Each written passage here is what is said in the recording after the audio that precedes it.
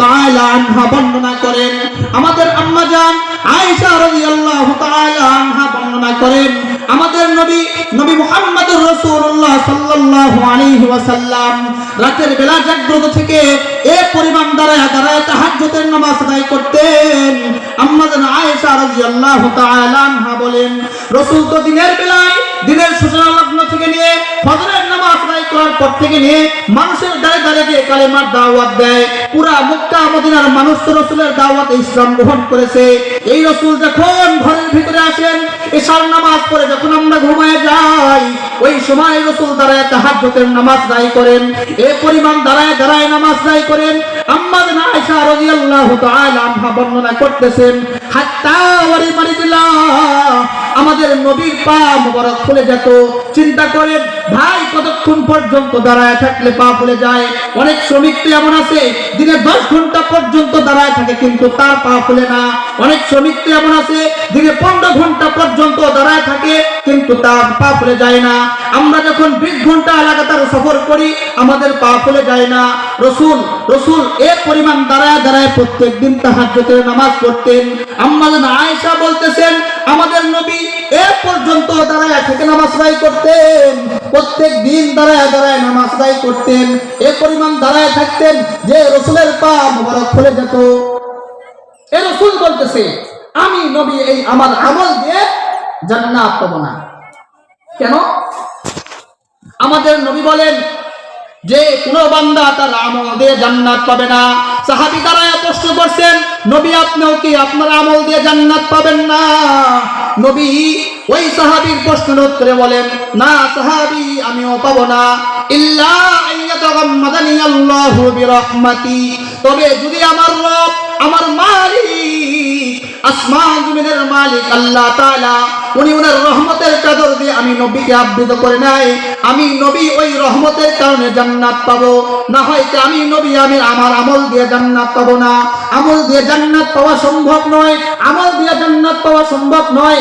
অথচ আল্লাহ পাক কোরআনের ভিতরে বললেন যে আমি মানুষকে সৃষ্টি করেছি, আমি মানুষকে জীবন দান করেছি, আমি মানুষকে মৃত করি, এর একটাই কারণ আমি বান্দার ভালো আমলকে দেখতে চাই।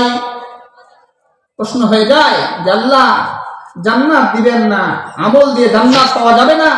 নবী বলতেছেন আমল দিয়ে জান্নাত পাওয়া যায় না, জান্নাত পাওয়া যায় আল্লাহ পাকের রহমত দ্বারা।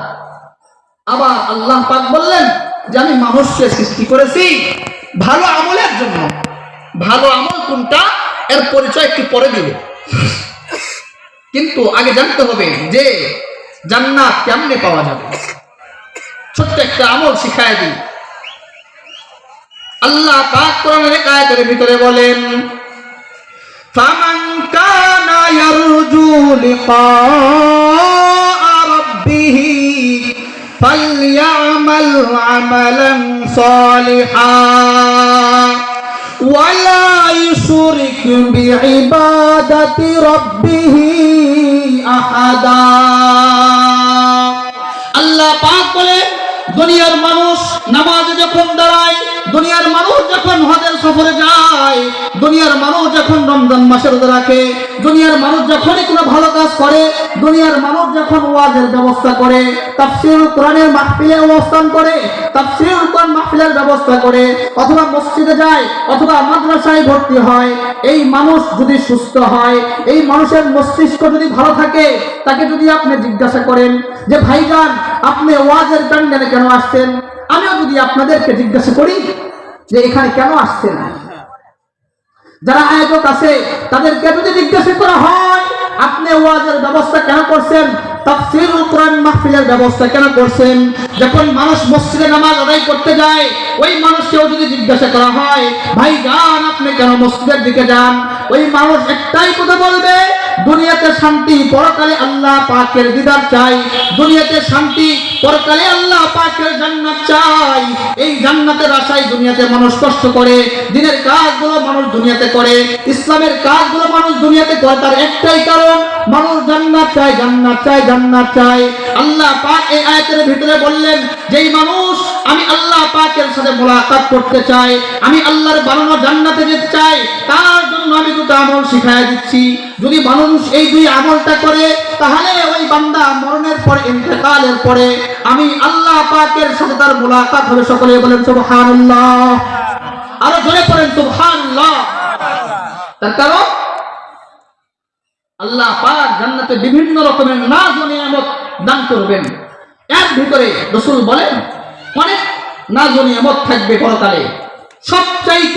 সবচাইতে গুরুত্বপূর্ণ, সবচাইতে মূল্যবান, সবচাইতে আকর্ষণীয় পুরস্কার থাকবে আসমান জমিনের মালিকের দিদার, আল্লাহ পাকের সাক্ষাৎ।